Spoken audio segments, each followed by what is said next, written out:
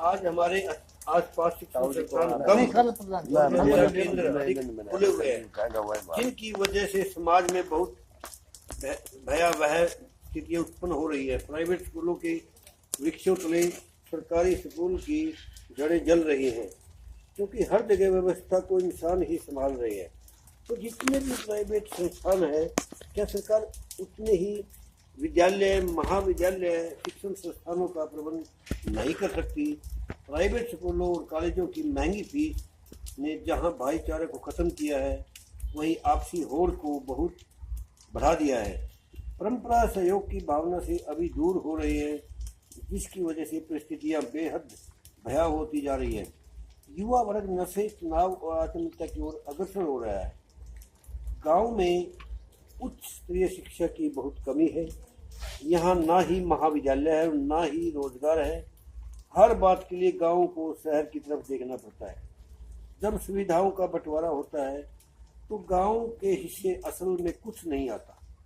क्या उच्च शिक्षा पर सिर्फ शहर के और भी अमीर माँ बाप के बच्चों का ही अधिकार है?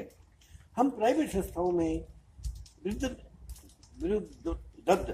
नहीं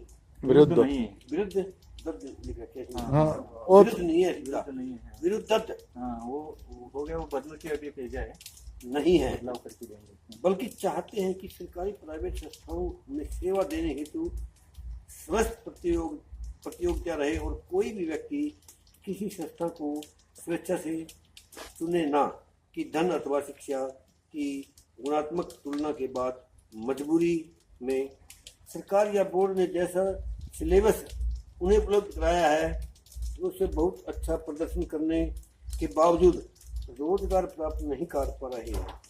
जबकि यह सरकार का दायित्व होना चाहिए कि कोई भी दर्शक 18 जमा का अपने माता पिता पर निर्भर न हो, यानी 18 साल के बाद में कोई भी अपने रोजगार शुरू होता है बच्चे का, निर्भर ना हो जी। उसके रोजगार, आवास और भोजन की व्यवस्था समाज उपलब्ध कराए, या फिर बच्चों के लिए ऐसी शिक्षा लागू की जाए जिससे आसानी से रोजगार मिल सके। हर बच्चे को उसके हुनर के अनुसार शिक्षा और रोजगार का अधिकार होना चाहिए। सामुदायिक संपत्ति की हानि पहुंचाने पर जुर्माना होता है। यहाँ तक कि व्यक्ति को अपनी जान भी खुद लेने का अधिकार नहीं है, क्योंकि यह राष्ट्र की संपत्ति माना जाता है। तो क्या बच्चे राष्ट्र की संपत्ति नहीं है? क्या उनका विकास देश के विकास से नहीं जुड़ा है? आज हमारे बच्चे कहीं भी सुरक्षित महसूस नहीं करते हैं। उनकी सुरक्षा की जिम्मेदारी किसकी है? इतनी डिग्रियों के बाद भी, अच्छे नंबर लाने के बावजूद भी वे बेरोजगार हैं। ऐसे में कहाँ जाएं और वे प्रश्न किससे पूछें? आ जाओ भाई, ऐसा जी, आप ये आ जाओ। सिस्टम है ना। हाँ जी, हमारे 10-12 साल बड़े हमारे बुजुर्ग। हाँ जी, इन्होंने भी सरकारी स्कूल में पढ़ाई की और मैंने भी 1979 तक 9वीं तक मैंने भी शिक्षा सरकारी स्कूल में पढ़ाई की है। ठीक, आगे मेरे बच्चे, एक लड़का लड़की है, उन्होंने प्राइवेट 10वीं तक की और +2 फिर सरकारी में की, फिर BA या कॉलेज है जो खुले हुए हैं उनमें की।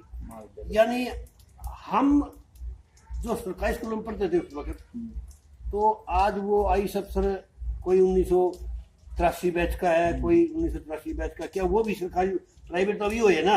होड़म होड़, ये बातें तो कुछ अच्छी लिख रखी है आपने, होड़म होड़ हो रही है ये सिस्टम। बीजेपी वाला ये बात लग रहा है कहना, और इस तो बढ़िया की रे इसमें ये बच्चों का बीजेपी और कांग्रेस किसी का मुद्दा नहीं है, सबका मुद्दा है। तो भाई साहब, मेरा कहने का मतलब ये है, ये नुकरा बीजेपी का बहुत कट्टर समर्थक रहे आज भी रहे, आज तो करें। लिखा हुआ है बीजेपी प्रमुख 1980 से हूँ मैं, और कमल का कफन होगा मेरा, कमल के फूल का भी। मेरी मतलब जो मृत्यु मैंने अपने बच्चे को बोल दिया, भाई मेरा कफन कमल के फूल का होना चाहिए। मैं किसी मोदी का नहीं हूँ, किसी उनका जो मनोहर खट्टर का नहीं हूँ, मैं सिर्फ कमल के फूल का सिपाही हूँ। जैसे आप भगवत मान का तो आप भगवत मान की, मैं वहाँ देखने में भगवत मान आज आ रहे हैं। भगत सिंह, भगत सिंह अलग चीज है, भगवत मान की पगड़ी है ये ना ना पंजाब की बात ना भगवंत मान ने तो पहनी है, पहले भगत सिंह ने पहनी थी तो मान गए, वो तो देखा नहीं। हमने देखा नहीं, ये जो मौजूद भगवत मान है ना। मैं भगवत मान जो है ना, उसका ना तो मैंने वोट डाली है, ना मैं उसका सपोर्टर हूँ, लेकिन वो देखते हैं दूर तक। जो पगड़ी की बात कर रहे हैं, मैं पगड़ी की बात ही बता रहा हूँ। उनकी पगड़ी है केजरीवाल वाले की, वो सिर्फ वोट लेने के लिए थी। हमारे भी तो गुलाबी पगड़ी पहनना है। हाँ। ये जब सरदार बख्शी सिंह थे हमारे एमएलए, वो हमारे बीजेपी की पगड़ी बांधने लग गए, फिर भी कांग्रेस में चलेगी चुनाव में, और वो डाली गुलाबी पगड़ी ले रही। ये बात तो याद है।